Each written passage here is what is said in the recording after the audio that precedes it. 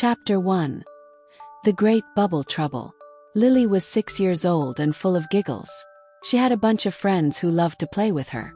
There was Max, the funny one who always wore his silly hat, Mia, who loved to dance and twirl, and Sam, who could make the best funny faces. They were the best of friends, always looking for fun adventures.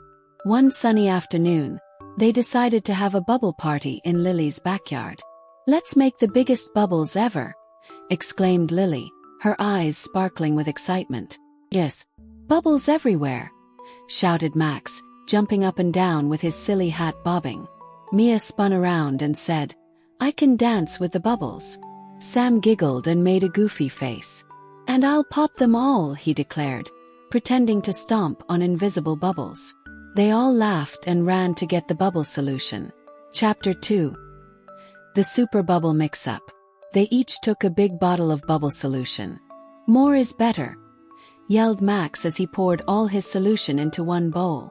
"Wait," Lily cried, but it was too late. The bowl overflowed and bubbles started to float everywhere. "Look at them go," giggled Mia, dancing around. But then something silly happened.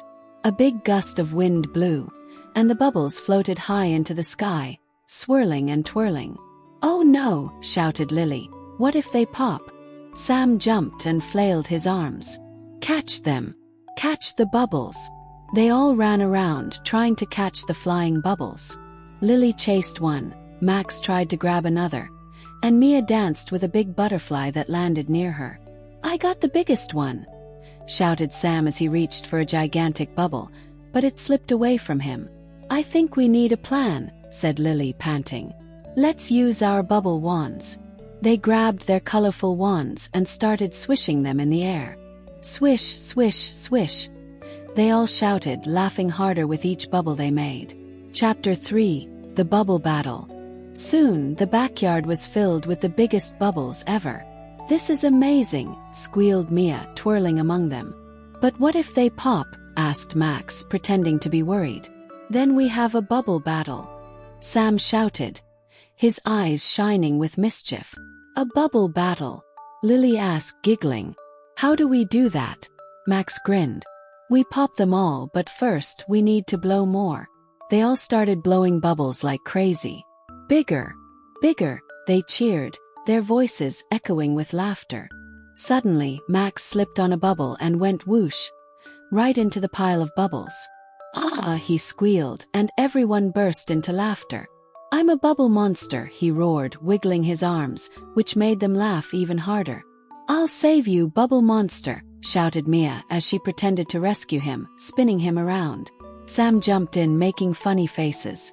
"Get the bubble monster," he yelled, and they all pretended to chase Max. Chapter 4. The Friendship Bubbles. After the bubble battle, they sat on the grass, tired but happy. "That was the best bubble party ever," Lily said, smiling at her friends. "We made so many bubbles," Max added, still giggling. "And we had the bubble monster too," Mia laughed, pointing at Max.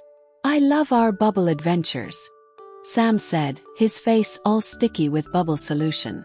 "Me too," Lily said, her heart full of joy.